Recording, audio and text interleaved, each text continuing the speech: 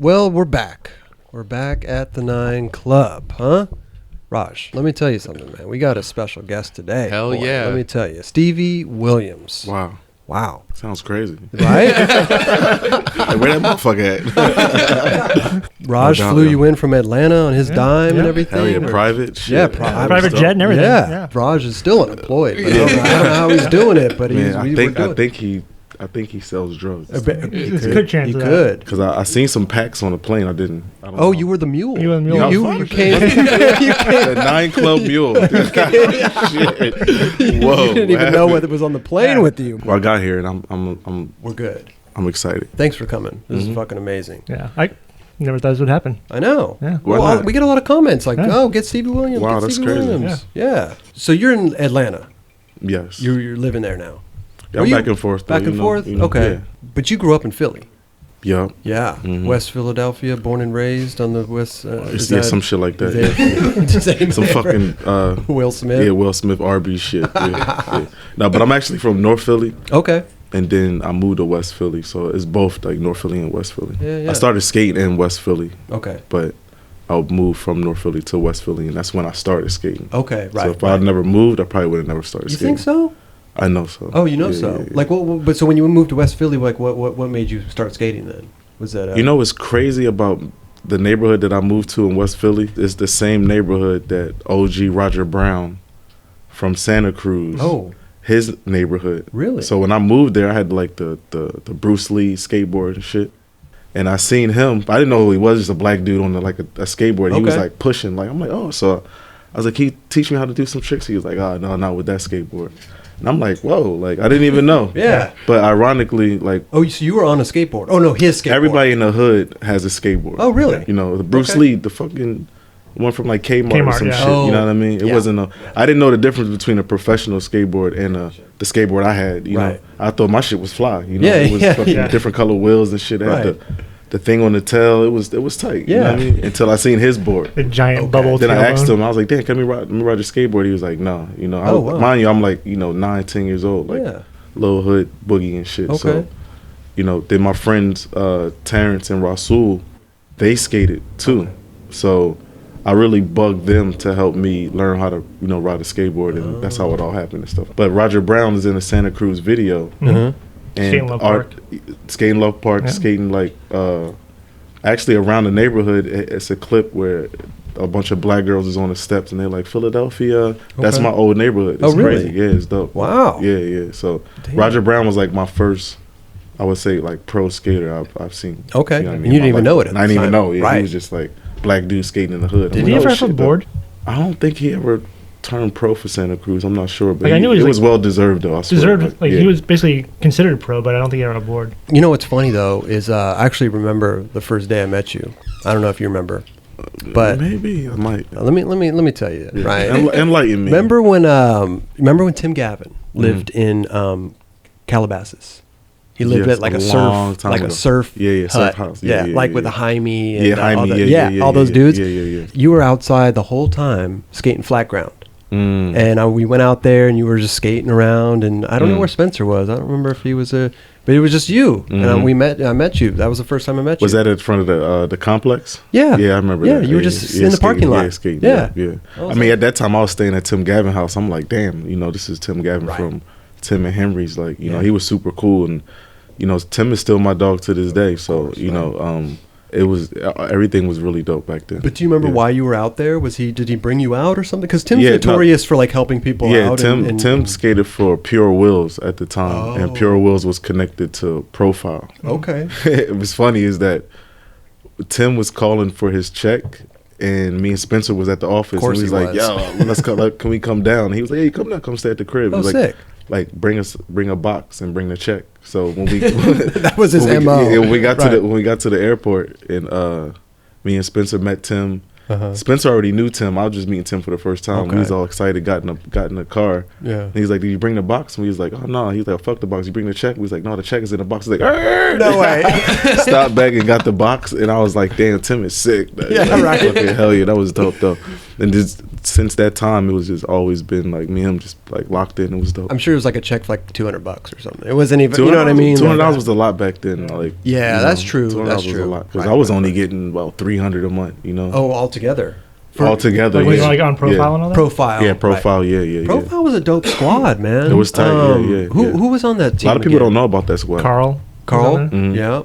Wasn't there like a profile video? Yeah, we made a video. It was me, Carl Watson, Spencer Fujimoto, Henry Sanchez, and then once Henry left the company, it was me, Carl, and Spencer. Wow. And then Rain, the little homie from Frisco. And then it was just like a real tight click unit. You know what I mean? Definitely wasn't like a A-list sponsor, but we knew everybody, and it was like the core of Frisco. You know what I mean? So it was doing dope. Cream out there too, right? Yeah, Cream, Experience. The dude Roger. Pure Wills, right? Roger Davis. Yeah. Okay. Wow. So yeah, so it was the first. A lot of people don't really know about that company though. You know what I mean? It wasn't around for a long time, right? Maybe back then I was years? young. I used to skate for Element. Oh, you did? And I quit Element for Profile. Wait. How did you get on Element? I got on Element. I'm in the Fine Artist video. Yeah. Like, are you? Yeah. Like I was 12. I filmed my first video part at 12. Oh my god! but wait, were you still in Philly? I was still in Philly. Yeah. How did you? How did you get on? Yeah, I was everywhere. Man. That's amazing. You had like versions like DC and stuff too. Yeah, my mom used to let me go everywhere. New York, DC, Philly. Dope. But Jeff Payne and Fred Gall. Actually, Fred Gall is my old school homie, and we kind of around the same age. But Fred was like an East Coast killer. You know what I mean? Yeah. And he brought Jeff Payne to Philly to Love Park. And me being like super eager and shit, like I'm like I wanted to get sponsored because at that time, Jeff was on Underworld, right? Yeah, Underworld Element, Rick Abaceta, Julian Stranger, Harold Hunter, no, this is before Pepe, but Jeff Payne, he was this kid Eric Ruwadi, rest in peace. He used to skate for Element from Philly, and I used to always wanted to get on Element, and Jeff Payne came and I bugged the shit out of him. And I'm like, yo, you need to film me. Let's do this line. And the line that Jeff filmed to me is actually in the Fine Artist video. Oh wow! Where I did a switch tray on flat ground, switch backside flip. Like I was mad young though too. It was dope. But he actually filmed it, and that's one of the lines that actually got me on the team. That's amazing. And then Pepe and them got on the team from DC, and it was kind of like it was dope. Pep took me under his wing. Him, Andy Stone, Pooch, Evan. Like Hojan, Randy, everybody, the whole Pulaski. It was dope. Yeah. Right, it was dope. right. But because Underworld Element, it was like that was a different vibe than the Element that we know today. Oh yeah, that was Underworld Element was more like a DGK. Yeah. Right. Back then, it was a street brand that came from Atlanta, Georgia, and Andy Howe and Johnny Schilleroff. You know what I'm saying? Yeah. Created it. And I don't really know what happened. I was young as shit, so I didn't really care. I was on Element. I was sponsored. Free shit was coming in the mail. I got a set of wheels. Like, I wasn't even tripping. Like, right.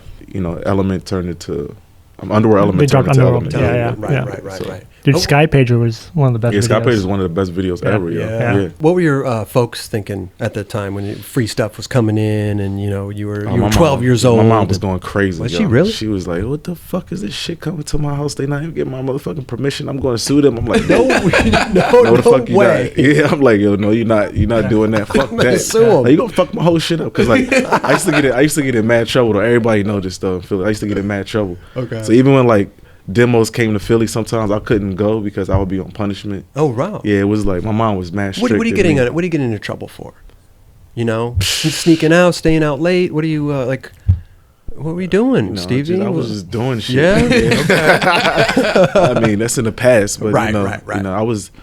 One time I stayed out too late. Okay. And we was all skating in front of in the neighborhood or whatever. The night before the demo, the world demo, and everybody was coming. Shiloh, Jerron, Guy, like Henry, everybody. I was like, yo, and I was on too, nigga. I had every trick locked, right? You were gonna skate the demo with them. Yeah, because I'm like, y'all coming to skate Love Park, right? Like, fuck that. That's our shit. Exactly. Yeah, so was that like 93? But I already kind of knew Rodney and Guy already because they already came before. So it was like it was dope because I was probably gonna meet Jerron and Shiloh and like a lot of dope black skaters that we looked up to. You know what I mean? Right. One of my mom's friends was driving past and seen us skating like 2 a.m.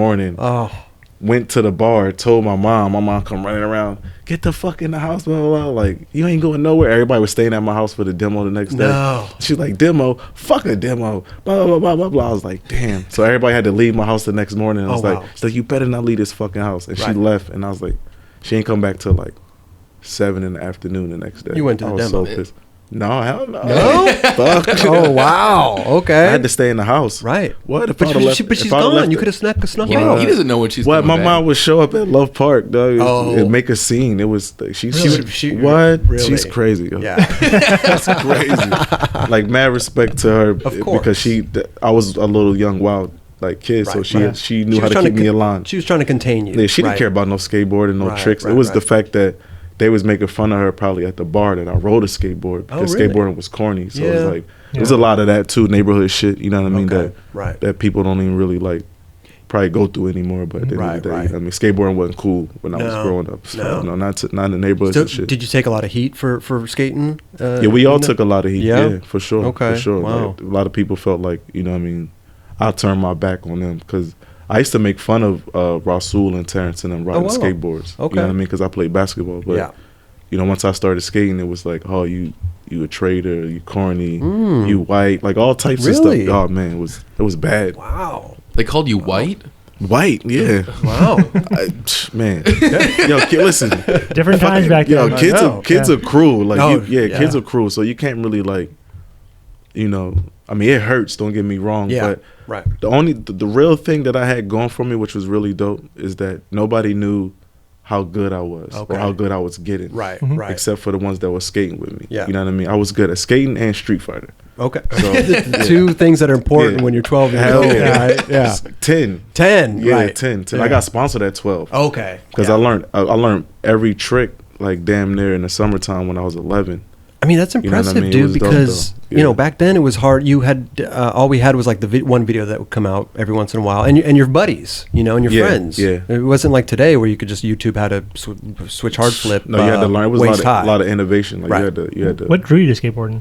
Did you just see someone do it, or just like get that Kmart board? Cleveland the Cube. Really? Let me tell you why I thought the movie was dope. Yeah. Because the motherfucking nigga stole a car with the skate key. Yeah. That was the dopest shit in the world.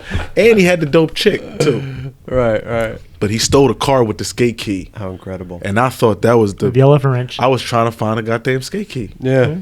To steal a car. I mean, it must have been rad growing up at Love Park. I mean, that's such an iconic spot and everything, you know. Was it like your skate park, basically? Like that where you went every single day? Yeah, you lived there. Yeah. Right. How'd you find out about Love Park? Like living in like West Philadelphia or North? That's another funny story. So before I skated, I used to dance. Like what kind of dance? Like what are we talking? Like hip hop, like dance. Okay. Like in a dance group. Okay. And my cousins was in a dance group too. And one time they made it to the finals. And when you make it to the finals, like you make it down to the park downtown. Okay. Which was the fountain. I used to hear Rasul and Terrence always say, "Oh, we going down to Love Park." But I used to thought they were saying Left Park. I don't know. Yeah, right. Left Park. I don't fucking know. Yeah. But see, this is what people don't really know about me. So I'm gonna say this. Yeah. Because this is important. Only my friends know this. It was this dude in my neighborhood that was a drug dealer. He rode BMX bikes and he rode skateboards too. Okay. Right. Yeah. And he was like a major tough dude, you know what I mean? Like he was tough, like real badass. You feel me? You don't want to mess with him. Fuck no, nobody messed with. His name was Sean, and Sean, I took to Sean because of my old neighborhood and how I grew up with my family and stuff like that. So you know, I was never scared of Sean. Sean was just like he was super cool. Like I used to ride bikes and try to learn how to do cherry picks and all that little dumb shit on the BMX. I used to watch videos at his crib, but then he started skating. So Rasul and Terrence never really took me downtown. You feel me? Yeah. But Sean was like, "Oh yeah, I'll take you downtown." And I'm like, "Oh yeah, bet." So they went downtown and whatever. Sean took me downtown, and I'm like, "Oh, you talking about the Love Park sign?" And I'm like, "Oh, not Left Park, Love Park." I was wrong the whole time. Yeah, I've been down. I know how to get down here. Mind you, this is like 30 blocks from my house, so I can't. Wow. I'm 10 years old, so I'm not supposed to be downtown. Right. But I'm like, "Fuck that shit. I'm going downtown. Yeah. This is where y'all be at. I want to be cool." There. But I didn't know Sean was the bully of the park. Oh. And when I tell you he was taking heads off. Right. He was taking heads off. Really? What? Straight up, yo. He was a beast, yo. And the OG Philly people know. Yeah.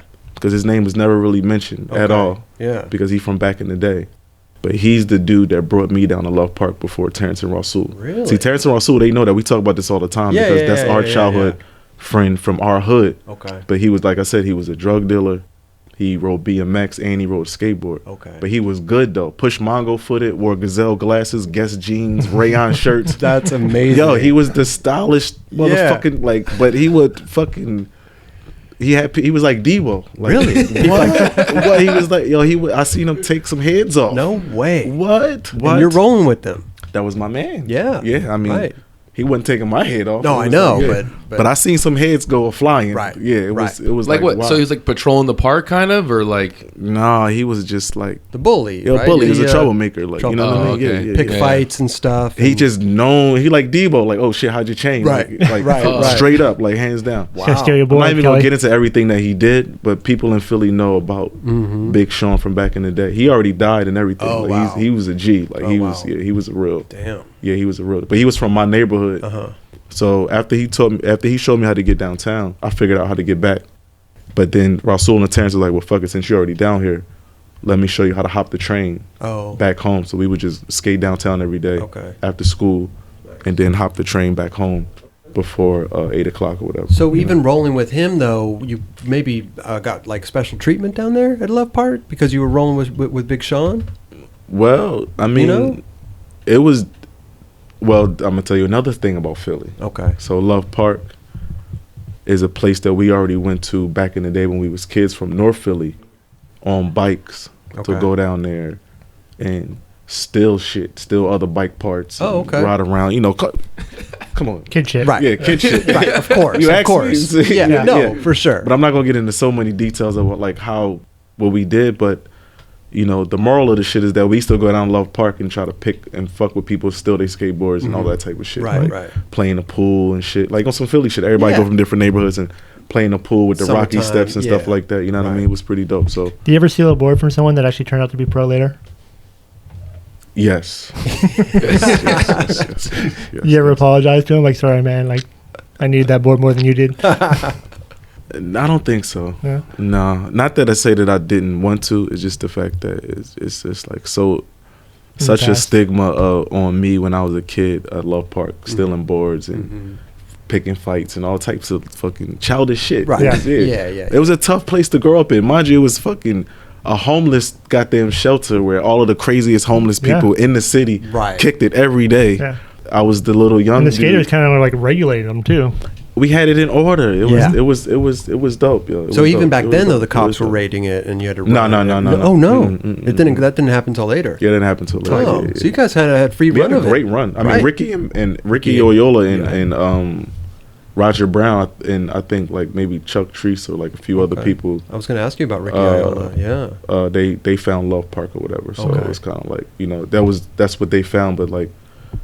As we all started, because I remember back in the day going downtown and it was like, damn, 50 people skating all over the place. Like, it was like a dope skate park. Like, holy shit, this place is, make you want to learn tricks and do. It was amazing. Drive down from Boston just to skate there. Yeah, it was, but it was a tough place to skate, and everybody knows that. You know what I mean? And since I was, the one that kind of blew up out of everybody, I took a lot of the heat too, along with everything that me and my friends did. I'm not gonna say, oh, my homies did everything and I was like this innocent dude. It was like, it was just a tough place to grow up in and skate at the same time, and we didn't make it easy for people. When dudes started coming to skate there, right? Like out of towners. Like when it became a hot spot. When it became a hot spot. Was it like, what the fuck's going on? Like, this is our shit. Like, you guys are coming in, or was it like welcoming? Well, since I traveled everywhere, and we held Love Park down for so many years, especially with Ricky and Matt, that whole era. Right. And then after Ricky and Matt, it was me and Josh era. Okay. So it was like changing of the guards. It was definitely a change of the guards. But my homies started kicking it that love that didn't skate, and the way that they looked at skateboarders was like, oh, this shit is sweet, you know. So it was a lot of like, no, don't do that to him, don't touch him, let him skate, let him film. Yeah. Right. Like, you know what I mean? It was really kind of cool and regulated because everybody was there every single day. Yeah. Right. Even the homeless people would like, give us our room to skate, whatever. Like if they didn't want us to skate that ledge, like we would have to wait. You know what I mean? And it was boundaries to the shit. Right, you know right. I mean? It was a method to everything over there. Okay, so that's interesting. Couldn't get in the way of nobody filming. Like it was bad. Right, like you know, right. Because all of that Ricky stuff like was thrown out of the window. So when me and Josh really started filming and like you know, getting all of this footage and stuff like that, and actually bringing like A-list sponsors to Philadelphia, you know, Chocolate, DC, Alien Workshop, like. Philly started to become more, and Love Park became ours. Became a mecca. Yeah, it became, and we took full advantage of it. What a great era. It was a good time. What a great era. You know, I only went there once, and it was just at night on a tour, and we just were there for like 10 minutes, and it was, I always wanted to skate those ledges, man. They did come, yeah. At nighttime, you would usually see all of us still there, too. You know what I mean? So it's like we would always be there, even when the cops would come, we would come back, or you know, it'd get dark time, we'll still be in there, like hanging out. My homies rapped and did graffiti and all that type of stuff. It was like a real dope culture in there, and I appreciate every last moment of it because it's gone. From Underworld and Profile, where did you go from Profile? To Fit Skateboards. Oh, to Fit. Yeah, Tantrum Distribution. Yeah. Holy shit. Yeah. Shout out to my homie David Kim too. Man. That's my man. Yeah. Wow, I totally forgot about Fit. That was a good. It was dope. Yeah, it was like Profile 2.0. Was that another SF based company? Yep, it's all SF based. How come you were you were Philly, but I mean I guess you were coming out here a lot, but you were skating for these SF companies. I love San Francisco. Yeah. Yeah, I do. I ran the streets in Frisco just like I did in Philly. It was like I got embraced. Right, Pier 7. Yeah, I'm just like I grew up in the street. Yeah, like literally like in the street. Right. You feel me? So a lot of things make sense to me that may not make sense to a lot of other people that grew up pretty stable. You know what I mean? I grew up. I wouldn't say so much in a broken home, but you know what I mean. Like I'm not crying. Like everything that I learned is the experiences that I had in my life, which is pretty dope because I can like sit back and recall certain things and be like, well, damn, I must have been put here to make certain decisions because at the end of the day, like, you know, everything happens for a reason. Exactly. You know that's what I think. Yeah. So I feel really, really, really blessed a lot of times. Well, hey man, we'll get to it, but you've come a long way. I mean, you've done some shit. And you've inspired a lot of people, bro. Absolutely. Like, sometimes I forget. Thank you, man. Absolutely, bro. Yeah. I grew up watching that shit every single day, and I appreciate that. Yeah. Like when you got on Chocolate and shit, I was like, remember that? Damn. I was like, man, where my man Stevie? Nobody even believed I got on Chocolate. Really? I was just a fucking. I don't even blame people because it was just my mentality back then was that I was never going to make it. I did so much dirt. Why was it? I don't understand though. But you had the drive. Though. I do. You had the drive. I do. I do. Yeah. But you don't really tap into your drive. Yeah. I mean, I guess I didn't. You know what I mean? Because I was occupied by other things that I, desired in life. You know what I mean? And my desire was never really to become like this top pro skater. Right. You know what I mean? Yeah. That was like, I wanted to be sponsored and I wanted to be cool with everybody that was cool. That was your objective. That was cool for me. Right. You know what I mean? That's why I quit Element to skate with Henry and Carl and Spencer. Because I hung with them every day. Right. These was my dogs. Yeah. It's the same thing in Philly. It was like, same thing in New York, same thing in Washington, D.C. Like, it's how I was raised by these dudes, Pepe and Harold and Keenan and Huff. A Ricky, a Matt Reason. Like I come from under all of that, and I got my own perspective on how skateboarding is because I've seen a lot. You dig what I'm saying? So I'm not gonna hang out with y'all. I'd rather hang out with the homies that I feel like I could, you know what I'm saying, always relate to. Yeah. And that made me feel comfortable and complete on my journey because I didn't have anything. While you get to go to the crib and get the sponsored box in the mail staying at whoever crib is like we playing the street all night. You know what I mean? Right. But having a great time, and it's the hard road. But like I said, the hard road allowed me to see a lot of things that I'm able to apply to my position that I'm in now. Yeah. And it feels really good because it's been a lot of long nights on like, damn, I'm never going to make it. I'm never going to make it. And then when I got on Chocolate, it was like, holy shit, like I can make it. And so I had to work my way up. But at the end of the day, like LeVar McBride, Marcus McBride, Maurice Key, a lot of those dudes was pushing for me. Jason Dill was pushing for me to get on a world company. But since I did it the hard way, it was more, I could see now it was more like a liability. Right. Like, you know what I mean? Like troublemaker. Or like, you know what I mean? It is what it is. Right. But it took Rick Howard to acknowledge the fact that, okay, we're going to look past his reputation. Look at this motherfucking sponsor me tape. Yeah. And my shit was lit. Right. Like, it was lit. No, it was. Niggas wasn't fucking with my sponsor me tape because I let it be known. I was like, fuck it. If I'm going to try to get sponsored, I'm either going to try to get sponsored by Menace or Girl in Chocolate. You know what I mean? And I had full support. Did you literally send like Rick a tape? No, hell no. Me and Lee Smith came down to LA. We stayed at Mike and Chico's crib. Oh, sick. Yeah. And Tony's crib. And then Tony being my dog and Chico. And that's my dog. He always looked out for me. That's my homie, man. And they must have invited everybody over. I don't know. Because I was like, you know, Guy come busting in. Wow. Fucking Rudy, Gabriel. And I'm like, oh shit, what's up? Like, you know, and they like, throw Stevie tape in. I'm like, oh, niggas heard about the tape. Like, I heard about the tape, nigga. Wow. And I'm sitting there like, oh shit, like you motherfuckers heard about the tape. Were you like, oh god, they're gonna play my tape? Fuck, nigga. No, you were like, yeah. Run that. Right. Run that. Because my shit was lit, though. If it was my tape. My shit was lit, though. If it was my tape. I was a little nervous. I hopped in the shower. See? Look, I hopped in the shower. Listen, I played my part. I didn't sit there and watch it with all the pros and be like, oh, what you think? Like, no, nigga. Like, you know what I mean? I'm as that. So I'm like, kind of like, damn, you know, I'm humbled. But at the end of the day, I know the shit that's on that tape. You know it's right. Heads is being chopped off. You expected for sure. You expected to get out of the shower with a contract in front of you, right? No. All I wanted was my props. Right. Okay. That's all I wanted was my props. Right. This way before As Dot was even caring about money. Okay. This was all about props. Right. This was all about, you know, this is the greats right here. They watching my shit. Is that the footage that was in the chocolate tour? Yeah, chocolate tour. A lot of the stuff was in the chocolate tour. Sponsored me shit. Like switch heel, fakey male, fakey hard flip. Was that in there? Yeah, that was a rough day. Me and my homegirls was in the background chilling, waiting for me to get finished some stupid really? Trick. That want to be one of the best tricks in the world. That's amazing. Yeah. Let me hold on. Yeah, let me get this. They in the background and shit though. It's dope though. Like, nigga, you finished, nigga. I'm like, oh shit. You know, that's how my life has always been. It's always like, you know, I'm a hangout skater. You know what I mean? Right. We do. We fucking get the fucking tricks and we sit down, we hang out. It might not happen today, whatever. But the shit that we film, it might be that work. Yeah. You know? If you're feeling it. But that's just kind of the era we grew up in. Yeah, too. and I was hungry. Like, so, you know, I had nothing. I had a lot to prove and hopefully a lot to gain. But I really just wanted my props. And when I got out the shower, they all gave me my props. Sick. It was dope. And then Mike took me and Lee to Girl. Okay. And at that time, I'm waiting for Lee. Like, yo, what's up with this nigga Kareem? You know what I mean? Because I want Reem to see the tape. That's my favorite skater. Like, and it just went. I just had to go with the flow. Yeah. You know what I'm saying? Truthfully, I really, really, really wanted Kareem and Mike and everybody to see the tape. Okay. But at that time, it was just like, you know, Mike took me to Girl. Right. Rick put me on right there. Yeah. And I'm like, I'm on How'd the that conversation go?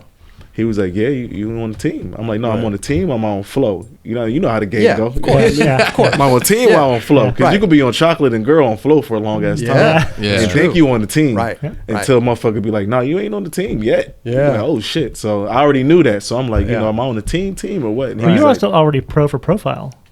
I was pro for Fit. Oh, pro for Fit. Yeah. And he was like, well, you know, you never you're not gonna be pro for chocolate. Oh. And I'm like, oh, all right, but am I on the team? Oh, so you didn't care that you got like fuck. Yeah. Okay. Right. Look. Yeah. That shit just went out of business. Yeah. You know, so it was like I didn't have shit but the tape. That's why I was like, the tape need to be that work. So when Rick was like, yeah, you on the team, and I'm like, word? Like, let's call my mom. Okay. my mom was sitting up here like telling me, look, you can come home, you know, you come work at the Gap. But I can't be mad at her now. It was like, look, like, you know what I'm saying? Like, don't even trip. Come home, get a job. You know, life goes on. You know what I'm saying? So, right. You know, I called my mom. Rick, you know, backed it up. And he was like, yeah. And Rick told me, like, you know, we're not going to turn you pro. And you're not going to have a board, but we'll still pay you more than what you was getting paid as a pro. Run that. Let's do this. You know what I mean? Right. And he was like, if you work hard and you film for the video, then maybe you can get a board. I said, man, say no more, yo. Right. Like, as long as I'm on the team, that's all I needed.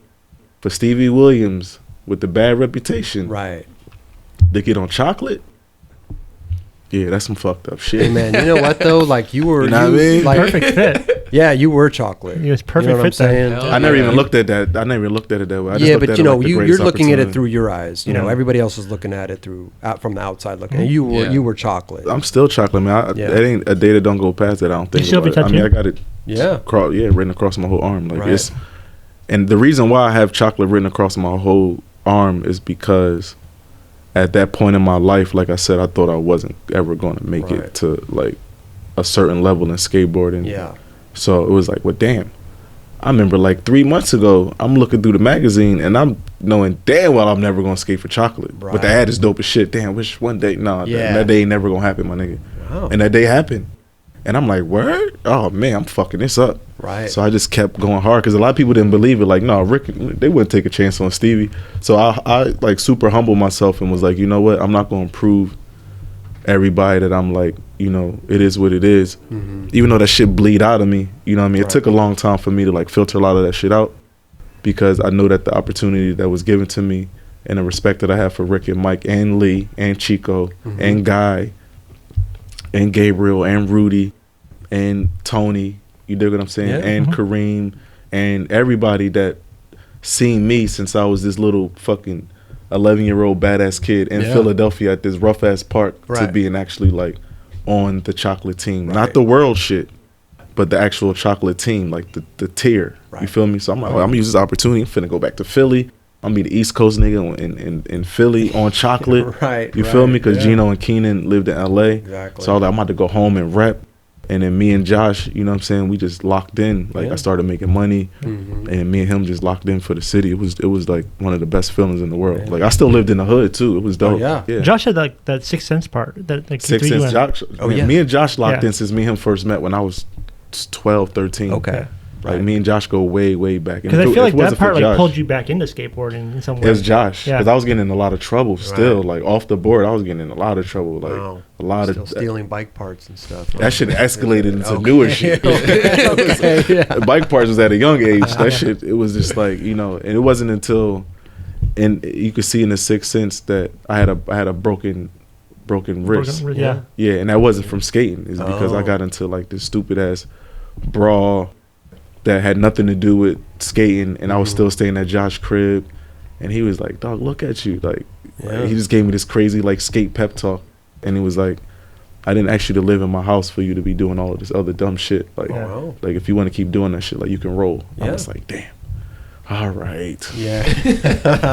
But it's good to have people that's like that, I love him. I love him for death for that, because if it wasn't really for that moment, I probably, and if I was on some like corny shit, I'd have probably went, well, fuck you then, like woo woo. But it was like, do you feel like that was like a tipping point in your life? Yeah, I had a lot of tipping points in my life. Yo, I didn't make it this far in my career because of Stevie wanting to be like what you think I want to be. Like it's really been some like rocky decisions that I had to make, and things that I had to do to, you know, empower myself to make the right moves and shit. Like shit ain't a game, you know what I mean? Yeah. But I do appreciate Rick and Mike for taking the opportunity to look past how much of a liability I could have been, and when I gave them my word, like, yo, nah, that shit ain't happening over here. If anything, I got y'all niggas back. Right. You know, before I got sponsored by chocolate, I lived a totally different life.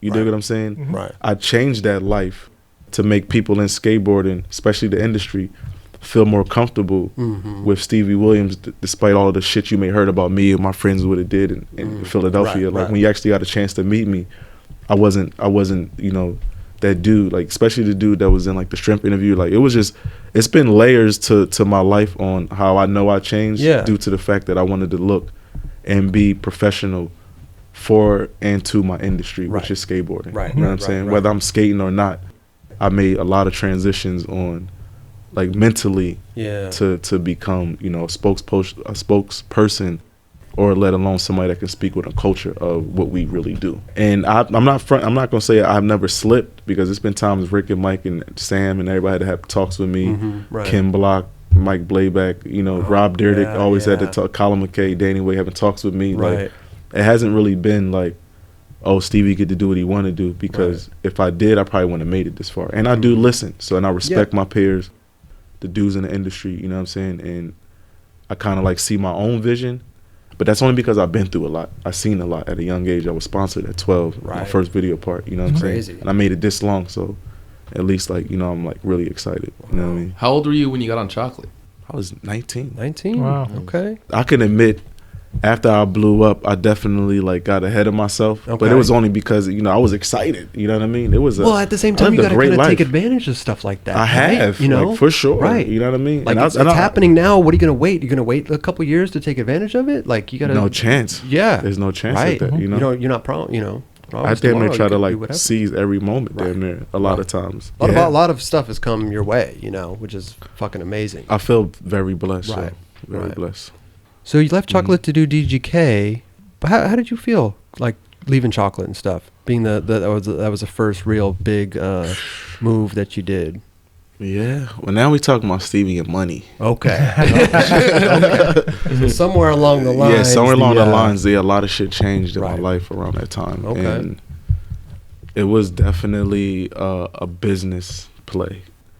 It was no disrespect to anything. It was, excuse me, it's probably one of the hardest decisions I've had to make. Right.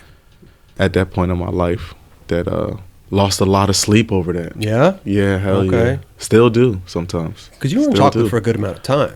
You were a couple of years or something? I love Rick Howard and Mike Carroll. Like, those dudes are my idols forever. You know what I mean? Yeah. And well, even so, like you said before, like you were Chocolate too. Yeah. You know what I mean? I never looked at it like I was Chocolate. Yeah. Like that's not. I think a lot of us did though. Yeah. That's not me. I don't give a fuck though. You know. I'm S. Dot. That's like I'm a representative of Chocolate. Oh, of course. Right. But you know what I mean? Like you were for us like. We're like, oh man, Stevie's on like Chocolate. Fit. Like it was a perfect fit. That's dope. Yeah. Not took like me a while to understand that too. Yeah. Life came at me so fast. Like, I went from not having shit to Rick being like, you own it, and my life changed. I tell everybody that a lot. The shit just happened literally overnight. Right. Like I was a piece of shit one day, and the next day I was on Chocolate. You were on Chocolate. Yeah. I don't know if anybody can relate to some shit like that, but it take a while to make that motherfucking transition. Yeah. And to also when motherfuckers look at you different. You dig what I'm saying? Like, niggas in the industry don't understand that. It's an industry thing. You know what I'm saying? Yeah. Like, Kel, you know what the fuck time it is. You know what I'm saying? So, one minute they can be looking at you one way, sideways, all wild. And then next thing you know, you get on Chocolate. Niggas like, hey, you doing? Hey, yeah. Oh, shit. How you doing? You know what I mean? Like, you fuck with me? Like, you were just looking at me Stevie, crazy. you know we fuck with you. Right. Like, nigga, I don't think you fuck with me, but I'll take it though. Right. You know what I mean? Yesterday you weren't fucking with me. Today you're fucking with me. Sure. Right. Nigga, I heard you wasn't fucking with me. I'm like, you know what? You know what I mean? Whatever, my nigga. You know what I'm saying? Because, bygones be back. Yeah, because the way I was living, it was like, oh, okay, this is how you do it. This is a part of how you do it. You know, it's a new learning experience for me right now. So I'm not fucking this up. And I told Rick and Mike, I'm not fucking this up. You know what I'm saying? And I was true to that. I never wanted to leave Chocolate and fuck it up like that. But at that time, I start understanding the business and numbers and things like that, especially I made a lot of money with DC shoes, you know what I'm saying? It was just like, it was a business thing that I lost a lot of sleep over. So it was a real tough decision. Yeah. You know what I mean? Right. I'm glad it worked out. Yeah. Right. Because people then came up to me at a certain point. I'm not gonna name no names, but motherfuckers that came up to me was like, man, when you quit Chocolate, I thought it was over for you. Oh wow, DGK is doing good. I'm like, that's cool. Next motherfucker, oh Stevie, DGK doing so dope, man. Yeah. I mean, I was really like, man, why the fuck Stevie quit Chocolate? I was over for him. Third motherfucker like, look, man, shut the fuck up, man. Fuck you. Right. You know what I'm saying? Like, if you didn't believe that I could knock it off, then obviously, like, you was only fucking with me because I skated for Chocolate. Do you want to skate for Chocolate? And if you do, make a fucking tape like I did, man. Get the fuck out of here. You know what I'm saying? I like getting my props, but at the end of the day, I don't like things being rubbed in my face. You know what I'm saying? Like, you let me know you didn't fuck with me. But the whole time, I'm still fucking with you. Right. Because I'm thinking it's genuine. And that's when I kind of learned, like, okay, well, you know, being on the right team makes the looks and the stares at you a little bit different. So my job was to make DGK somewhat of that to where people in the industry can respect it. Okay. And not look at it like it was a profile or a fit or Stevie fucked up. So I try to do whatever I could possibly do for the light of DGK to be in the right light for DGK in the eyes of the industry. And I got that when everybody showed up at our premiere. So I was pretty psyched. When you started doing DGK, that was right when the DC video came out, right? Yeah. So that was like a big thing at the same time. Like, yeah. We'll start out. Right? Yeah. You guys have both done a switch flip onto the manual at the courthouse. Well, switch heel, switch manual, switch flip, switch manual. Yeah, one's with the toe, one's with the heel. You know, it's like Get in where you fit in. What you doing? But hey, it's a pleasure to sit here with you guys and talk. Thanks, you know what I mean? Man. Yeah, I mean, that's right. Bunch of courthouse legends over here. Me and Chris fucked that spot up. That's right. That's right. Don't forget Kelly. He fucked it up too. No, but you guys. Kelly's a new dude. Yeah, but you guys, I looked up we to you fucked guys. it up when you had to run from the cops. Yeah. Exactly. What? Yeah. Okay, cool. Dude, right? You locked the fuck up trying to manual. That's what I'm saying. Yeah, Well, I can't even skate courthouse. You know what's funny though? It's like I always made the comparison of like the courthouse being our love park. You know, because it was the cops. We literally ran from the cops there. Yeah, hell yeah, I was part of that with y'all. I've gotten so many tickets there. I've gotten warrants for my arrest there. I've gotten. I like seeing the new dudes skate the courthouse, and I'm just like amazed. I don't know how you did the fakey trade switch nose man. I'm like, how the fuck does that happen? I still look at it like, how do you do that? Yeah, that's impossible to me. I'm old. Right. Right. No, I can't even lay up that fucking thing anymore. I can't even go there. Look, it's not the same.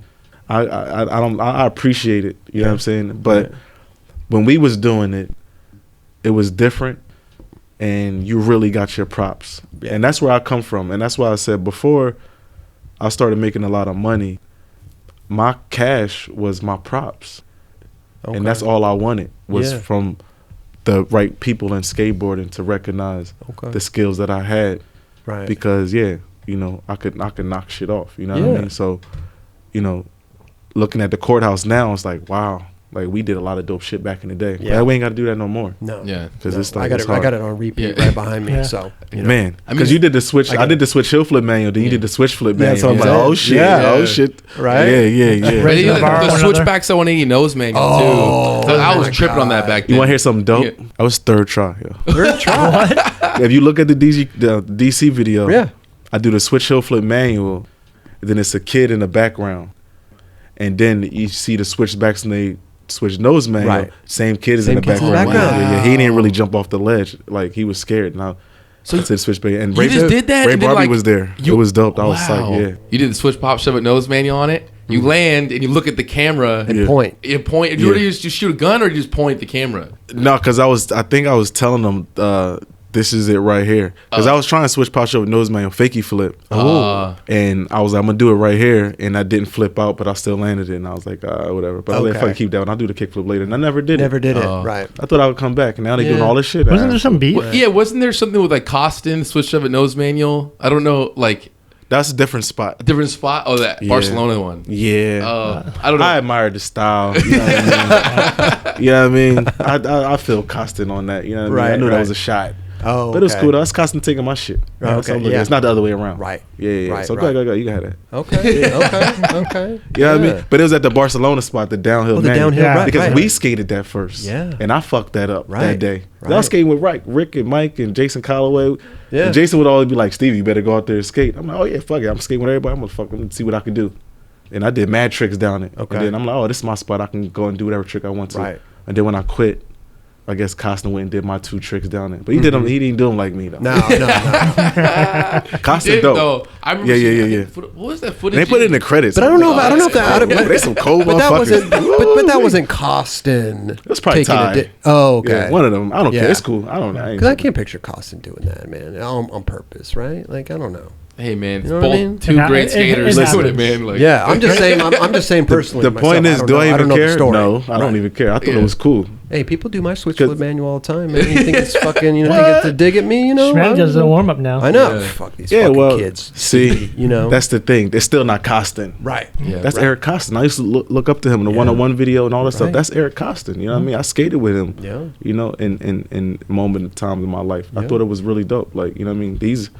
One of the best skateboarders in the whole entire world on the planet Earth. Like, he's that dude. Yeah. So style and all. You know what I mean? But still. Right. You know what I mean? Those was my 2 tricks though. Yeah. But it's cool. Yeah. I can't steal none of Costin tricks. So I'm kind of like, damn. Right. What am I going to steal? All right, well, fuck it. I'll make some new shit up. Well, we'll think of something after the show, Stevie. We'll steal something. I ain't in the I'm good. No? Nah. The Sabu flip. Sabu flip, yeah. You made that, right? He's got Andrew Reynolds doing the haymaker. You know what I mean? That's pretty dope, though. You know what I mean? I love it, though. You know what I'm saying? Let me set the record straight. Right. I'm a huge fan of Eric Costin. Oh, yeah. You know what I mean? Right. So, you know, I look up to these dudes, and I've been looking up to these dudes since I was a little-ass kid. I think we all have, yeah. Yeah, even Andrew Reynolds in what video they used to skate for? Birdhouse? Before Ravers. Union? I forget. No. Union. Was it Union? Yeah. Okay. Ravers Video, Ocean Howe, all of these dudes. You know what I mean? Ocean Howe's car was amazing. Man, this is a trip down memory lane, man. I yeah, love I'm it. old school. Yeah. Old school, yeah. And that's why I love skating, because I come from where you had to be as innovative and creative as possible. Right. And if not, then you would get overlooked. Nobody would film you because you ain't doing nothing worth filming. Mm-hmm. And who'd you skate for and all that old cool, goofy shit. But, you know, it shaped us into who we are now, and I'm proud of looking at skateboarding like, oh, that's dope. You know what I mean? They might not get it, but it's cool. Yeah. Now, having 3 kids, how often do you skate now? I'm about to start skating again. Yeah. Yeah. I mean, I'm sure it becomes harder. Springtime now. Yeah. It's not just that. It's just, sometimes I feel it, sometimes I don't. I mean, goddamn, I didn't do so much. So I just want to take a break. I was just telling Kelly the other day, I didn't do shit the other day. I was like, I felt bad.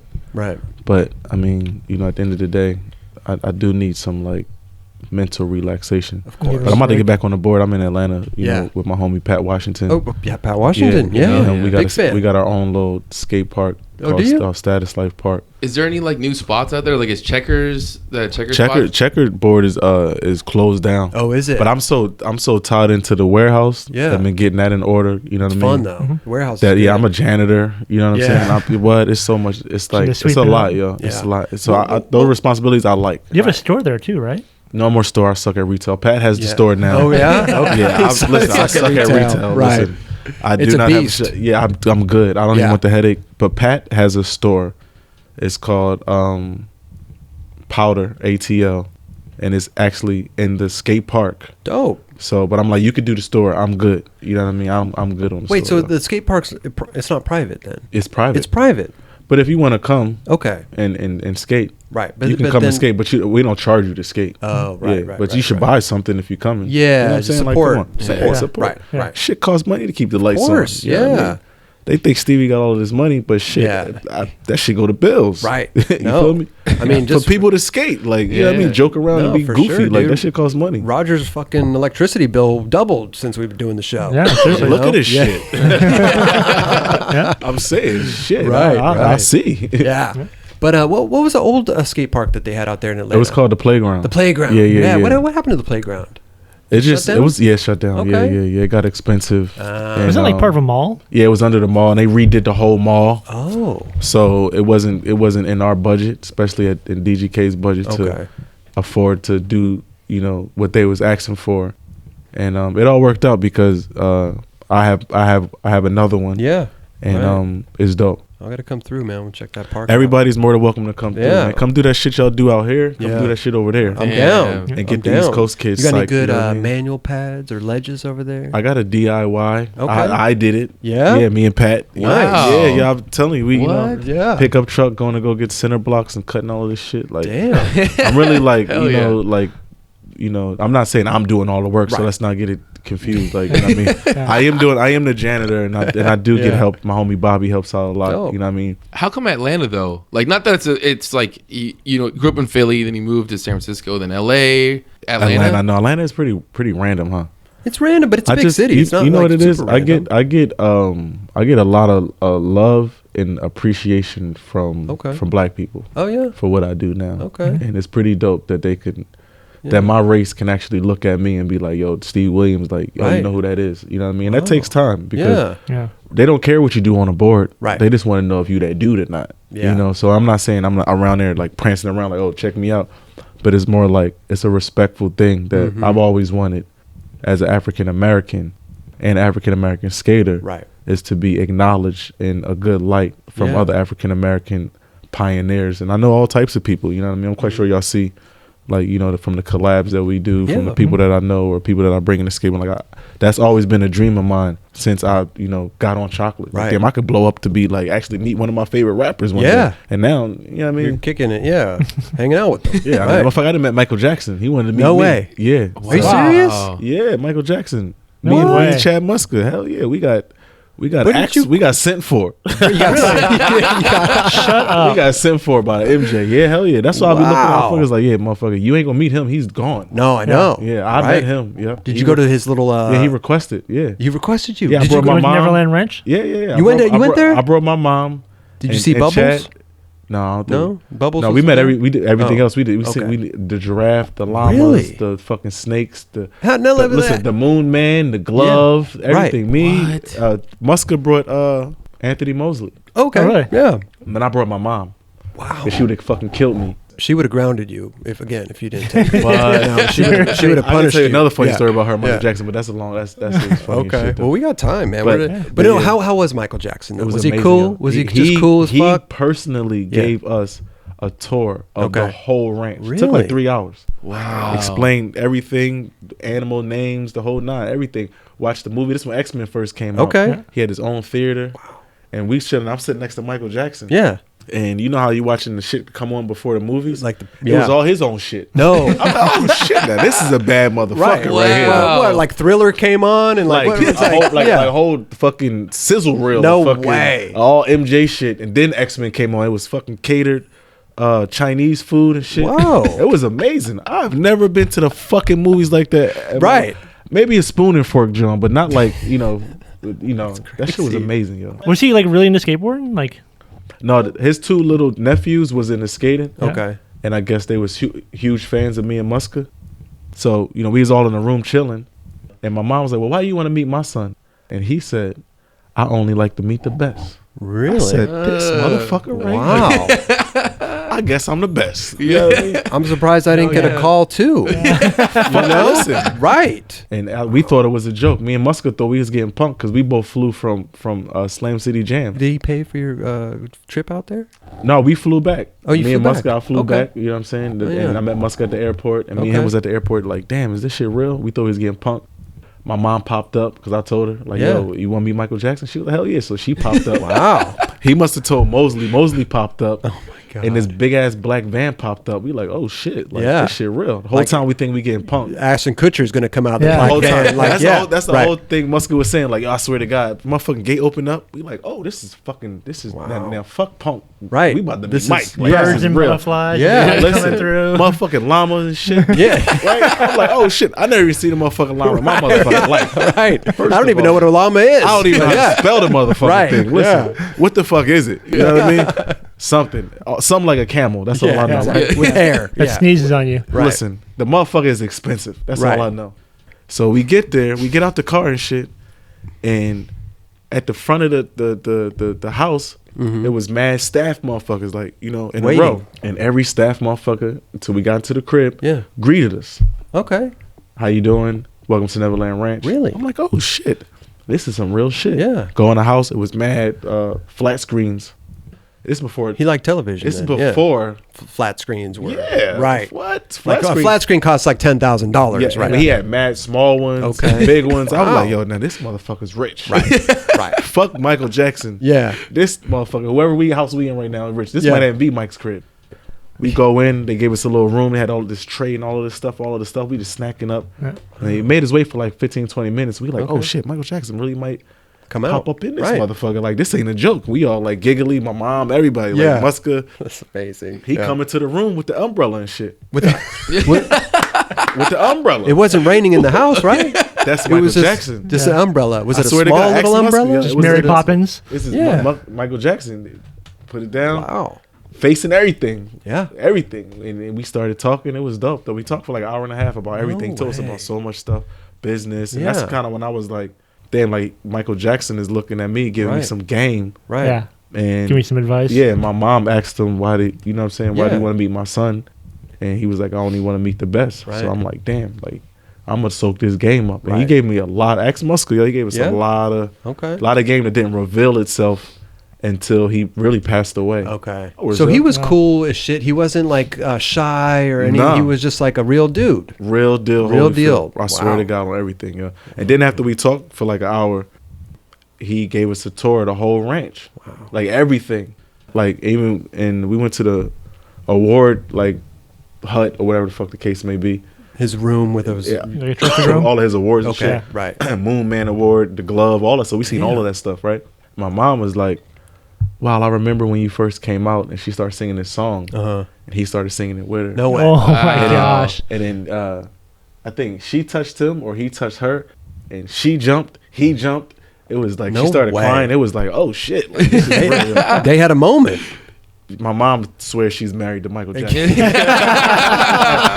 That's the other story I was gonna say. I'm arguing with her about how she's crazy, but you can't tell her nothing because who gets a chance to share that moment in time with the Michael Jackson? All due to skateboarding. Yeah. Let's not forget, this all comes from little badass dirty Stevie from Philly. Right. You know what I mean? That ran away from home, and his mom was able to share that moment in time with Michael Jackson. We left with Ray-Ban glasses, autograph signed posters. Wow. So those are the joys and the fruits of the labor of skateboarding and the hard work that you never know. Yeah. The determination and the drive of what you really want. You never know who's a fan of you. You never know. Yeah. So you can't just like subject yourself to, I'm just like this dude. No, actually you could be like a little bit more than that, dog. Just push yourself, be a little bit more outgoing. I mean, that's what I did, you know what I'm saying? Totally. I'm learning a lot right now, man, too, you know.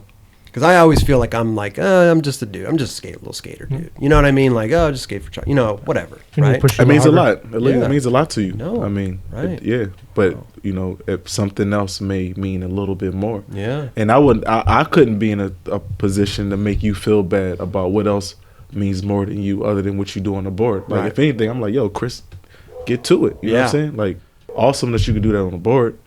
But if you can do something else to push yourself a little bit further, or something that drives you, you know what I'm saying? Like, why would I knock you for that? And I think that is the underlying party foul of our industry, where they won't really look at what you can do off the board as well as what you can do on the board, and it means the same because we all come from the same shit. Yeah. You know what I'm saying? But how you are as a person and whatever else, Like, come on, man. It's like we cut our own self at the foot sometimes. That's how I feel. Yeah. So I don't really subject myself to that shit because I know it's kind of negative and almost like necessary almost, because I guess that's the shit that protects us to keep us core. But it's also, as an adult, you kind of like limit yourself because you can't, skate forever. Of course. You know what I mean? Right. Like at my age, I can't do the same shit I did in the chocolate video, even though I would love to, and I maybe could pull it off. You know what I mean? I think you could do it. I think I could do it too. Hell yeah. But what I'm saying is,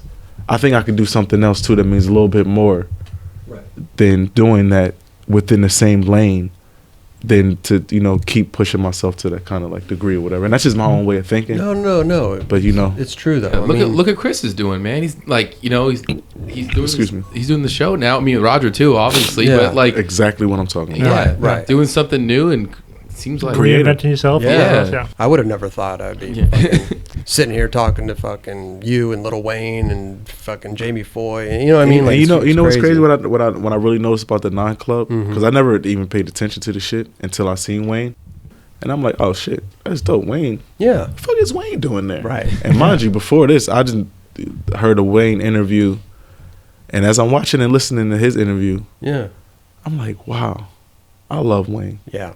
Because Wayne gave you guys the utmost respect and answered the questions honestly. We were so scared he was going to walk out and just leave. No, but he's not like that. Because he really respects the craft. Exactly. Right? Yeah. Now, 3 weeks prior to that, he was all on ABC. Exactly. Yeah. I wouldn't say being ignorant, but he just didn't have the time for that dumb shit that Shorty was kicking. And he gave her a totally different interview, totally different interview style than what he came on the 9 Club and did. Oh, yeah. And I thought that was amazing. Right. You know what I'm saying? I fucks with Wayne for that because it's his choice.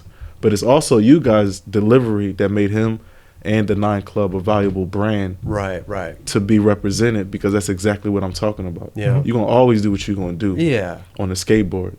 But you're doing something marvelous with the 9 Club. Right. Both of you, all three of you guys. Thank you. You know what I'm saying? Yeah. And it's an honor for me to be on it because I'm like, damn, hell yeah. We all go back. I know. We could talk about this shit for motherfucking 5 days. Yeah, exactly. That's how y'all gonna edit this shit up. It'll be a 5-day episode. But but you know how we get busy though. You know what I'm saying? And it's dope because it not only shows the progression or the evolution of what we all can do as human beings for our culture. You understand what I'm saying? Yeah. Than to sit up here and worry about how the fuck am I gonna do the shit that Shane O'Neill just did. I don't know. I know. It's just not gonna work like that. Shane, you got it. Yeah. Shane is the best skateboarder in the world, and I fucking love that dude. Right. And I don't have the time. Yeah.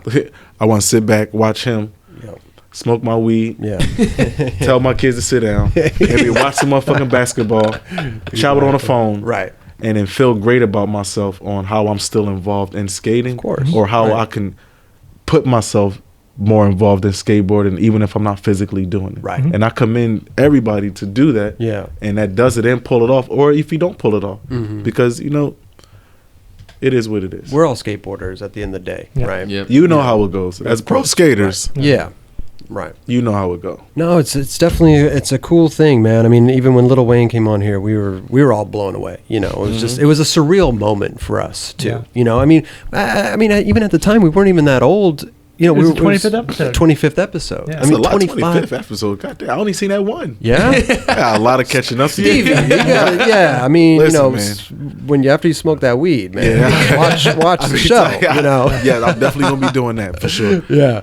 But I keep it all the way 100 though, man. I love you guys regardless. We're almost to 50. 50? Oh, y'all making some bread? No, not yet. Actually, that's why we brought you here. Yeah, we want to talk to you about. This is our first seed round, and we're we're phase one. Phase one. We want you to get in at the ground floor. Oh, that's sick. That's sick. That's sick. That's no, but you know what? It's a labor of love. You know, we just we love. Sure. You know, we love it, and it's fun. It's a lot of work, but. We love it, and you know what? People love it too. So that's what's keeping us going. And you know, it's a cool thing. And you speak on behalf of the culture, man. You can't knock that, yo. Exactly, the culture. The culture, yeah. You know, I know a lot of culture vultures. Culture vultures. Yeah, motherfuckers is scary. They got the crazy claws in the eyes. You got to see them in the eyes. Yeah. The eyes is crazy. Right. It's all in the eyes, Chico. Yeah. Telling you. Yeah. But they're out there, and I deal with them. Yeah. I do. Right. Just in case people don't know, like you know. I do deal with a lot of those, and what? I'm sorry, I don't know. Culture vulture? What do you mean? People just trying to take advantage of like skateboarding. Exploitation. Yeah. Oh, okay. You know, culture vulture, but not really understanding. You know what to exploit. There's guinea pigs and all types of unicorns and all types of shit. Yeah. Crazy animals guinea everywhere. Pigs, all types of shit. You want to find those unicorns though. Yeah, and that's the point. Yeah, right. You want to find those unicorns. That's what they in a business for. So. Right. But you've done a lot of stuff. I mean, like Asphalt Yacht Club. Asphalt Yacht Club. Yeah. You know, you helped start that, right? That's my baby. Yeah. It's your baby. Yeah, okay. For right. DGK, Asphalt Yacht Club. Those are my babies. I never got a call, but I know. You know, it's all good. You know, listen, that was a. It's either you or Stefan. I know. Hey, Stefan is the right choice. Yeah, Stefan. That's my dog. I mean, shit. Everybody that we had on the team from the beginning is great. It was great. They're not on the team no more. No. Yeah. No. Okay. Have you guys gone through a lot of like team changes? Shit. Fuck team changes. There's a lot of changes. Period. Oh, really? Yeah. Okay. But that's business for you though. Yeah. I mean, fuck. We fighting it.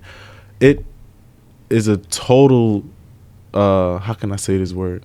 Different experience than DGK. Yeah. And a lot of people, since we here and we talking about it, excuse me, the misconception, DGK opposed to Asphalt Yacht Club. A lot of people think that I don't own DGK anymore. Okay. I don't have anything to do with it. I don't fuck with it. That's false. Right. I still do own it. Okay. I don't own it all by myself, but who does? Mm-hmm. I was making a lot of decisions for DGK, but also I have a career. And I wanted to pursue things in my career while I still got some legs. Mm-hmm. So as a partner, and I own a piece of KO Distribution too. Okay. So as a partner, I allowed KO Distribution to help me with the direction of Dirty Ghetto Kids. Okay. Mm-hmm. Right. Which is what a partner should do, right? Right.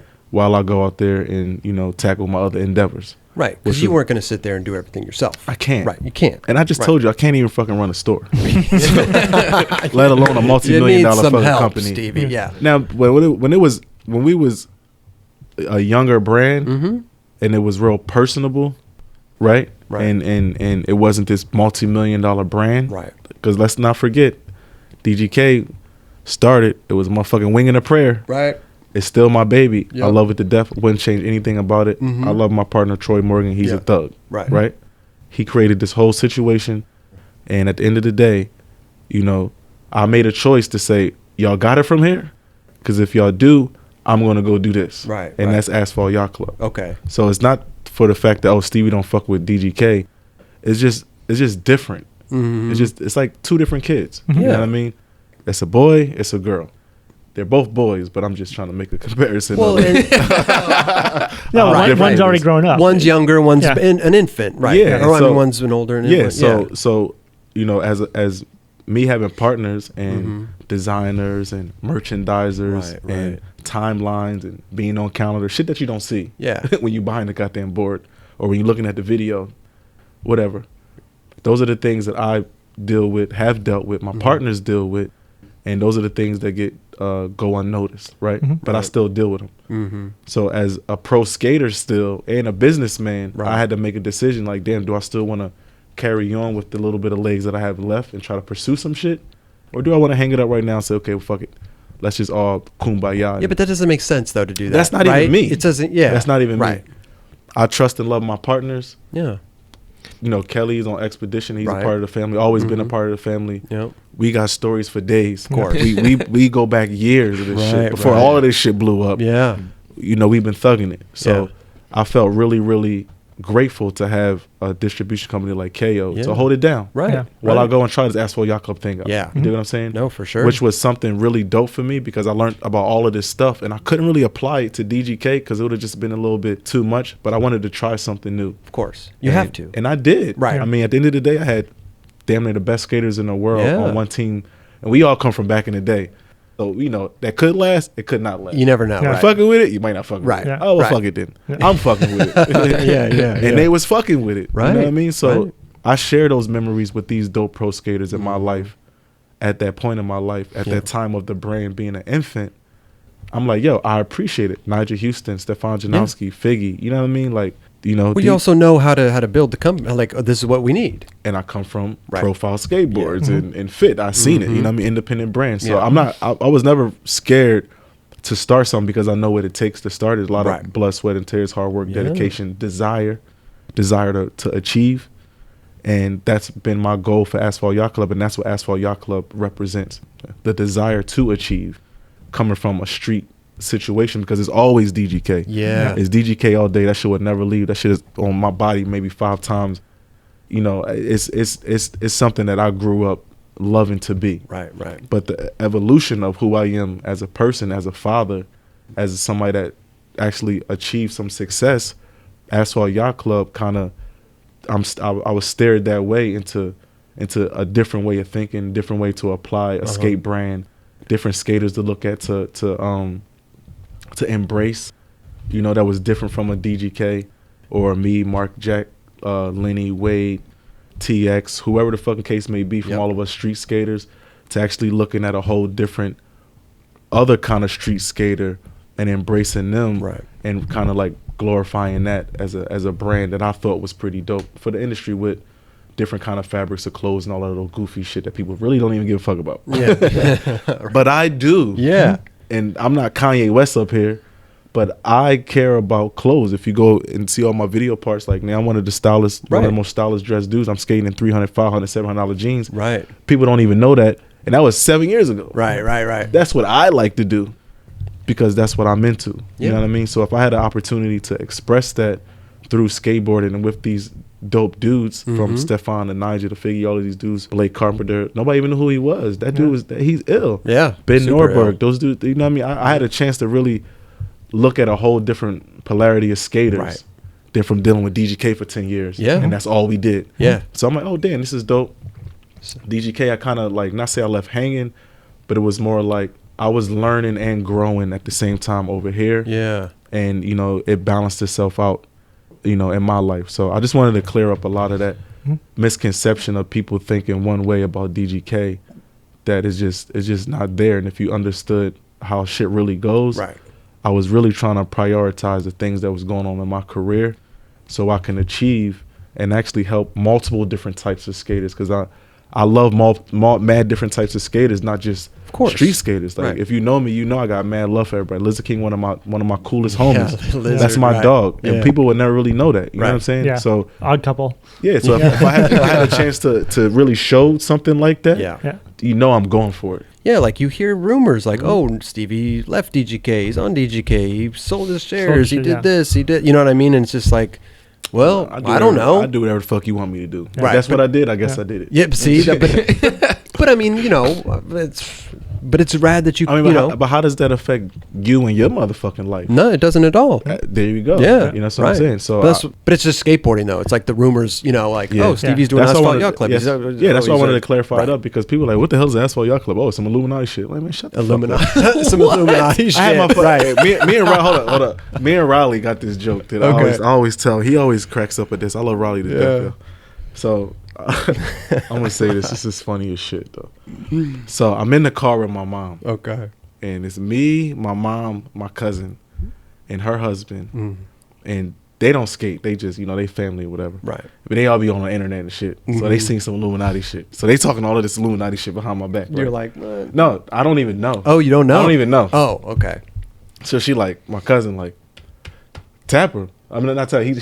She tapping my mom. Yeah. She like, ask him. And I'm like, what are you talking about? Ask him. I'm driving. She like, are you a part of the Illuminatums? I'm like, the what? She was like, well, Nell told me you was a part of this Illuminatum stuff. You worshiping the devil? I'm like, the devil? No, oh my God. I had a lot of homies like, well, we don't know what you into. Like, wow. I'm like, damn, like, word. Like, it's so hard to. Is it because of the A? It's because I did all of that. Oh, yeah. Listen. People still don't believe me. Right, yeah. I don't even care. I actually spent some dumbass time looking online, like, oh damn, people actually think I'm in Illuminati. But you would, and I joke with my homie Pat about this all the time, because he don't know, whatever. And this is our funny little joke. But he like, I don't know, is you? Yeah. And I'm like, no, right. Like, but when you see all of this like kind of, I guess, magical shit happening, and like, how the fuck you do that? Oh, how are you hanging out with Michael Jackson? Right. Yeah. Yeah, because that's God amazing. Works in great ways, and I'm not a bad dude. So at the end of the day, like I said, I devoted myself to my word, to Rick Howard and Mike Carroll, that I won't fuck this up. And I didn't look back from then. Right. Now, if you want me to look back, then we could talk about a whole bunch of shit. But I left so much of that stuff behind that it's not even worth talking about anymore, because I've achieved so much cooler stuff moving forward that, I'm excited, good things happen. You know what I'm saying? And I felt Asphalt Yacht Club in my life at that point, 2013, was a really, really changing point in my life that a lot of people didn't understand.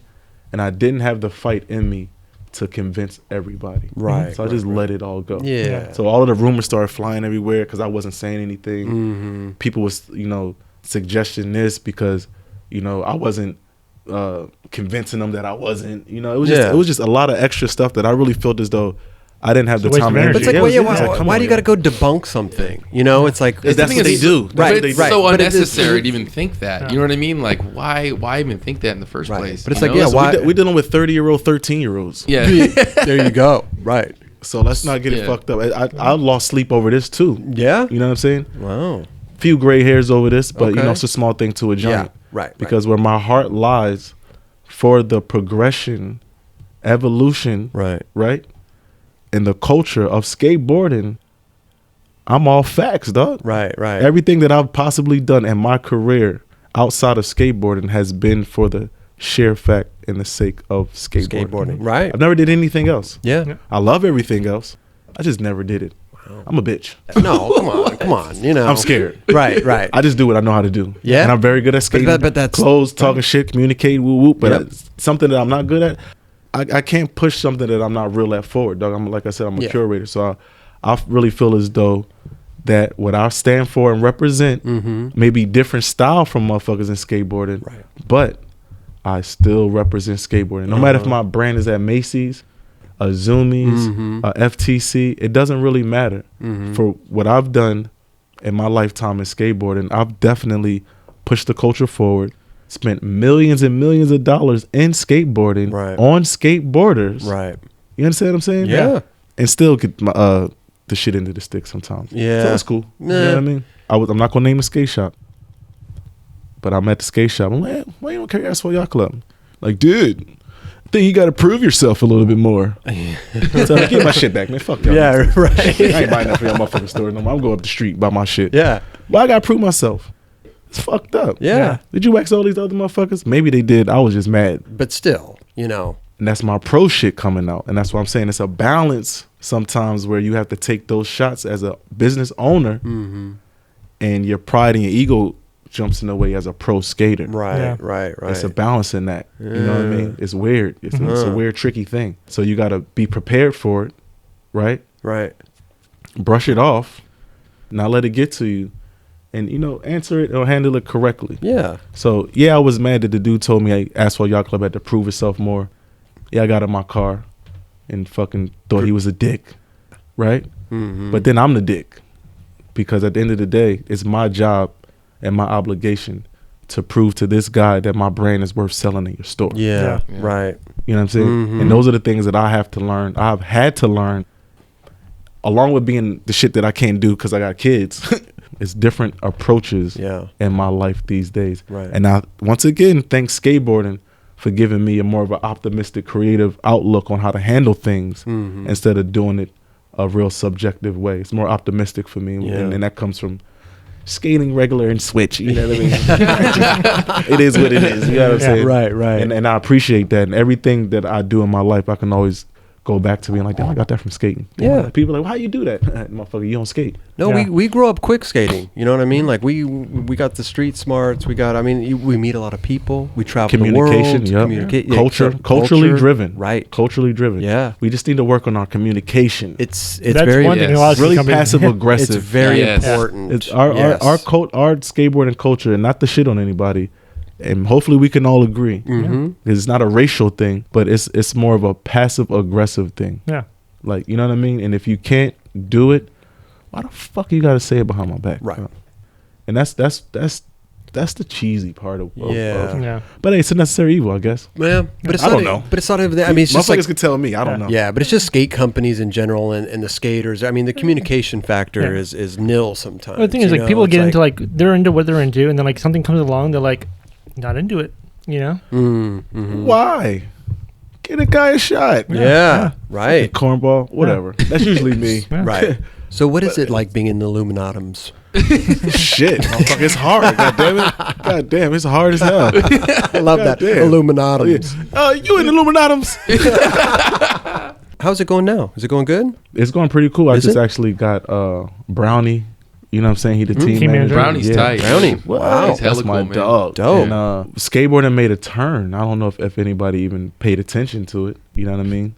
Skateboarding's always taking a turn. It's It's turning so much, I don't even know where it's going anymore. Yeah, it's making hopefully it makes a U-turn. Yeah.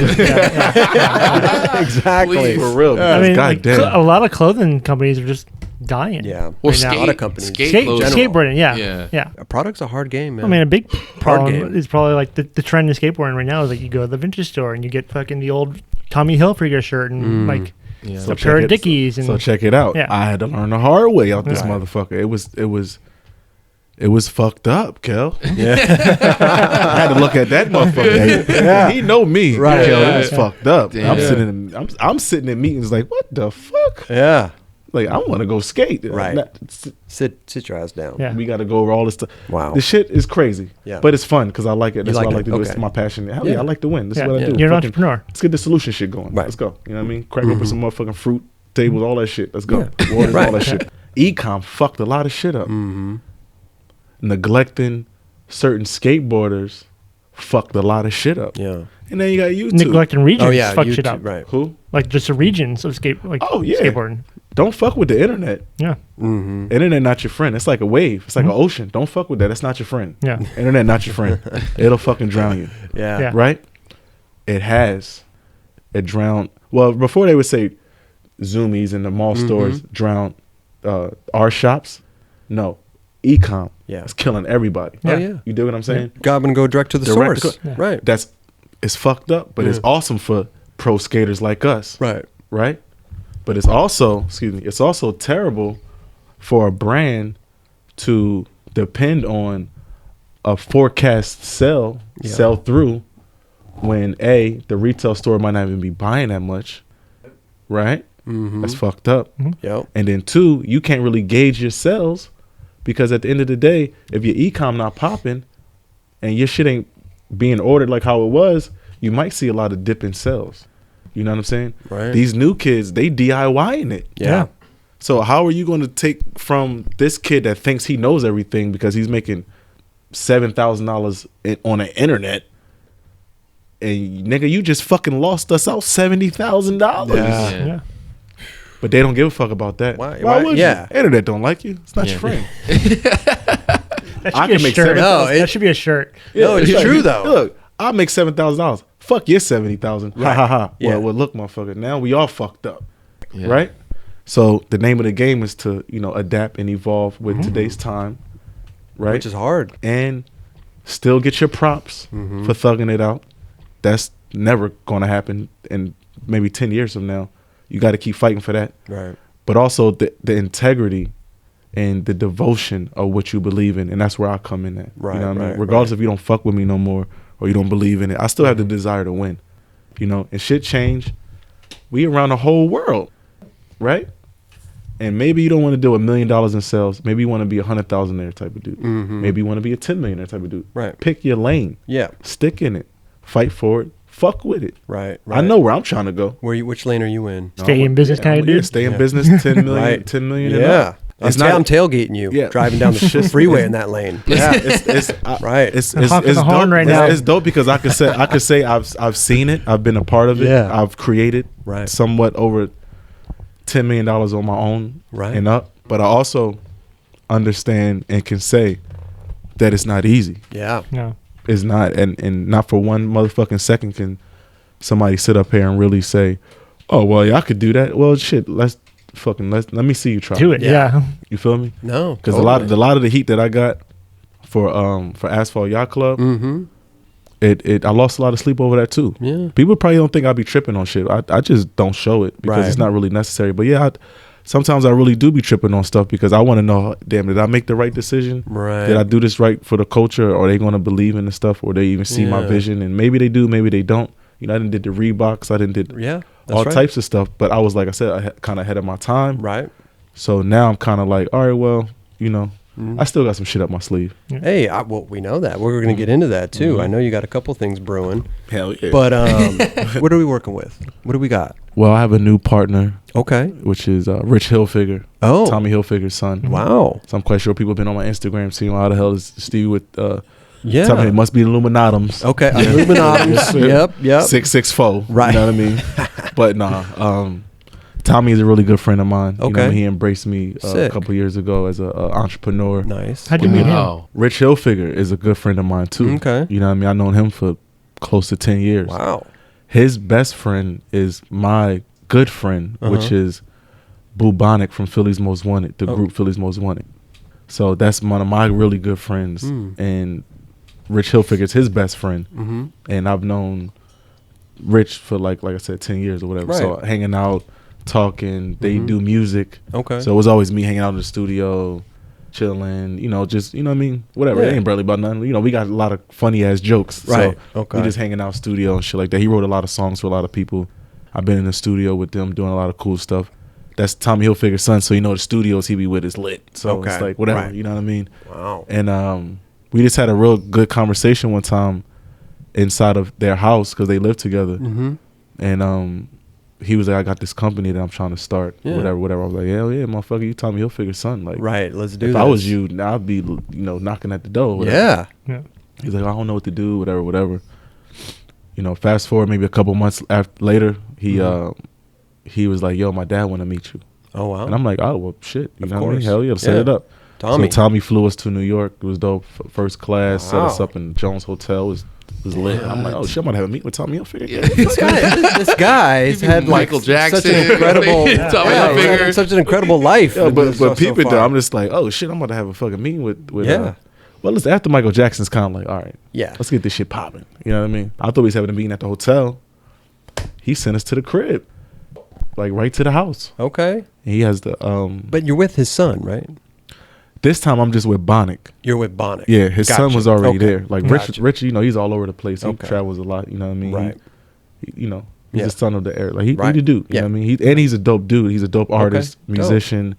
Like I won't say graffiti art, but he does he does a lot of stuff. For people that don't know. Okay. The meeting was actually at Tommy Hilfiger's house, at the Crown Plaza, in the penthouse of the Crown Plaza, overlooking Central Park. I'm like, insane. oh shit, this is right.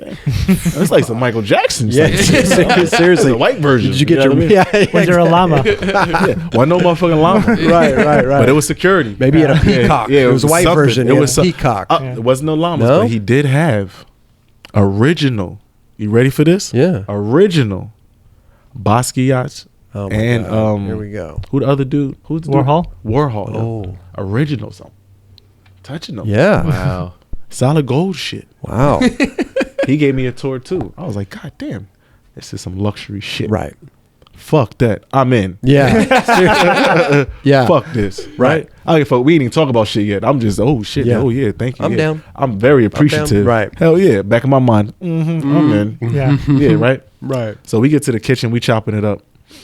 And Tommy was like, well, you know, what do you want to do? I'm like, I'm here to see what y'all want to do. Right. Know? And he was like, well, Rich is, you know, has this brand, and you know, we would love for you to, you know, help us out or whatever. Like, what can you do? I'm like, shit, I'm tied up. If you know about categories, as Dot tied up, I may have underwear and socks left. Oh wow. Perfect. Really? Oh, that's what we doing? Yeah, underwear and socks. Oh, I'm in. He said, we would love to be in business with Stevie Williams. Wow. I said, word? I was like, well, how are we doing this? He's like, what's his Rich's brand? Yeah. And you, Bonnick and Rich, you know, you guys created this into an underwear and sock line. I said, damn. Yeah. Y'all want to do this? Yeah. Yeah. Yeah. It's my dream. Bonnick is my best friend. That's my brother. Like, I looked up to him when he was a megastar when I was just coming up. Sick. From Philly's Most Wanted. You know what I'm saying? The opportunity presented itself. And I'm like, hell yeah. I would be honored to be in partners with my friends. Yeah. You dig what I'm saying? Amazing. I'm already partners with my homies. Yeah. But this shit, yeah, I'm fucking with this. Yeah. You know what I mean? Right. So, you know, that's how we started off the brand. Is called Tango Hotel. Okay. But Rich already had the brand. He just needed somebody like me to help educate him, Have a be vision. by his side, being able to communicate with his dad about certain things, because Tommy don't own a piece of it. Oh, he doesn't? No, he don't. He just basically helped curate it for me, Bonnick, and Rich. And, you know, that's Use his resources. Yeah, Right. well, yeah. I mean, Yeah. if he can lend a helping hand, why not? But he doesn't own it. You know what I'm saying? It's not his brand. It's really Rich Hilfiger's brand. And I'm the homie that, you know, that's helping with the whole stuff. So how long has the brand been in effect? Brand ain't even out yet. It's not even out. It's about to launch. What? Oh, They've been okay. working on this for like a couple of years. Well, you know, Stevie, I wear boxers. I got everybody. I wear boxers and socks. Size 32. I got everybody. size 32 actually. Yeah, I got everybody. We not going to have a team. We just Okay. want the love and support from everybody. Yeah, That's the way to do it, I I love think. boxers. That's cool. You know, trust me, I learned the hard way with Asphalt Yacht Club. I didn't. Nobody really embraced Asphalt Yacht Club the way that I envisioned them to, and it's been a rocky road, but it's been a fun road. Yeah. But this time around with this brand this is underwear and socks. Yeah. So it should be fun. Is it more of like the stretchier kind, you know what I mean? Or is it just like plain boxers? Or The fuck like, is Kelly talking about? It's all of the above. No, He wants to know what Kelly asking the right questions. He wants to know how the fit is. Y'all handing out checks. Yeah. Well, that's what I'm saying. I wear boxer briefs. Yeah, you know, let's do we this. do the briefs. Right. Okay. We do the socks. I like that. We about to come out with some robes. Oh, you know what? That's a one thing.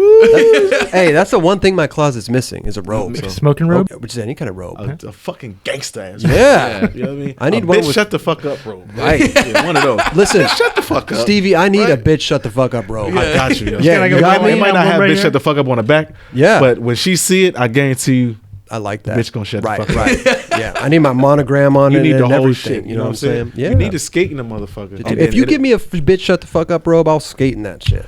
You It's know? not gonna say it on there. I know, but it's gonna They'll have that. know. It's gonna have that demeanor. but that's They'll- the message it delivers. Yeah. Get the vibe. from the rip. Yes, They'll know. Right. I'll Yeah. try the switch manny in the shut the fuck up bitch robe. that would be awesome. Yeah. Can we, STFUB. You could back me up with the switch heel switch manny Where? at the courthouse stage. Me? Yeah. Shit. Come on, man. I ain't gonna do that shit again. You mentioned earlier G-Shock.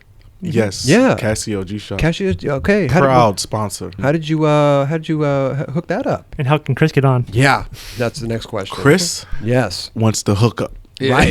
Yes. I know what I was going on the show for. Yeah. Right. That's How do we what do We'll only- talk for everything. Listen, man. I want boxers, socks, and a watch. All types of IOUs and shit. Yeah. Like that movie Billie Jean. Yeah. Write that shit down. Yeah, you owe Seriously. me a watch. No, fuck, you owe me That's boxers. Right. That's right. And socks. Don't A forget. dinner. Yeah. I'll take. Hey. Dinner and a movie. We'll go to Ruth's Chris, and they got a theater right next door. You know what I'm saying? Hey. What you know about Ruth Chris? No.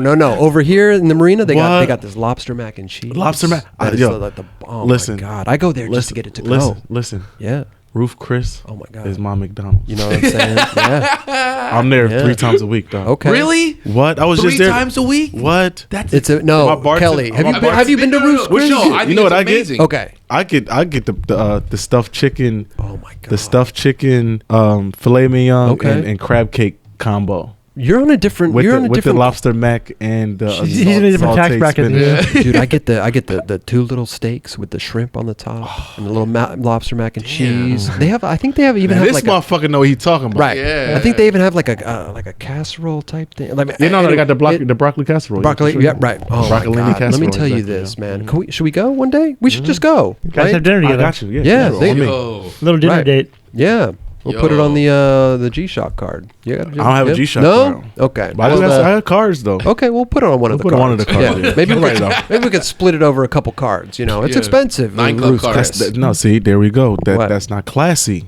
What? You can't say, "Oh, can you pay my bill with these 4 cards?" Oh, It's just the one card. I usually split it Cash. between like three or four cards, Yeah. and I'll leave them a. I mean, you need to spread that out. Yeah. Yeah. yeah, especially when you're on a date, right? Yeah. Especially when you're on a date. Woo! You know, that's better when be- you go up to the counter and they have to do it in private. Yeah. Look, partner. Yeah. I'm gonna need you to, you know.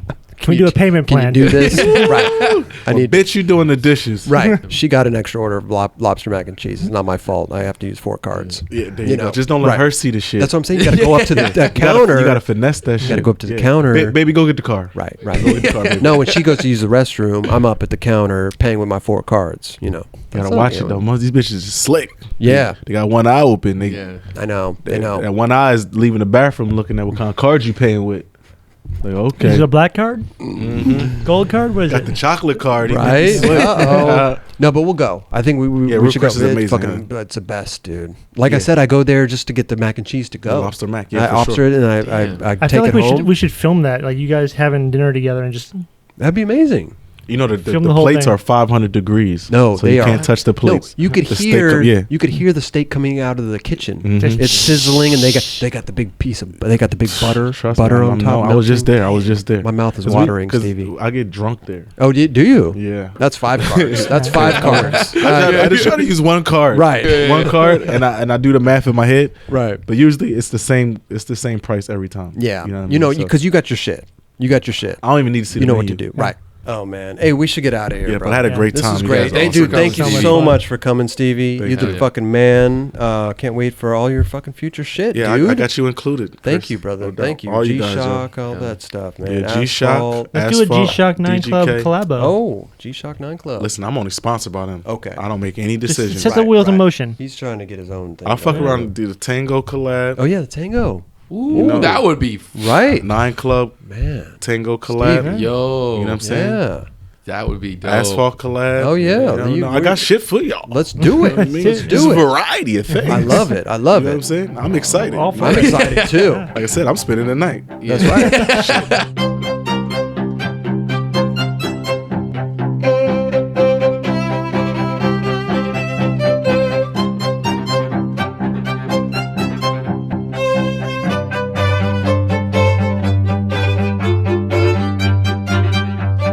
bombing a hill Right. and pushing as fast as you What can size were while your bombing a wheels? hill. I mean, that's still in days of like probably 40 millimeter, Yeah. 41 Right. millimeters at most. Yeah. But, So nuts. but we always had like good bearings, Yeah. you know? Did you play around with it too? Where you're just like, oh, let me I go a don't- little slower. I don't let me test it. You don't If- test. If I know I can do it, I go fast enough plus some to do it. Oh my God. What the? No. Shut the fuck up. way. Done it, right? Wow. Look at that. Does that work? Yeah, it works, dude. It was made like an hour ago. Mitchell, bring it over here. Shit better still. That is amazing, Wow. dude. Dude, you serious? Mitchell, be careful, dude. We don't That's wanna- like so official, you know? That's amazing. Basically, like all the skateboarders are just gonna build this set like over time. I like that Seriously. chain. I got it. Wow, look at that. Let's plug that thing in, dude. Let's plug it in.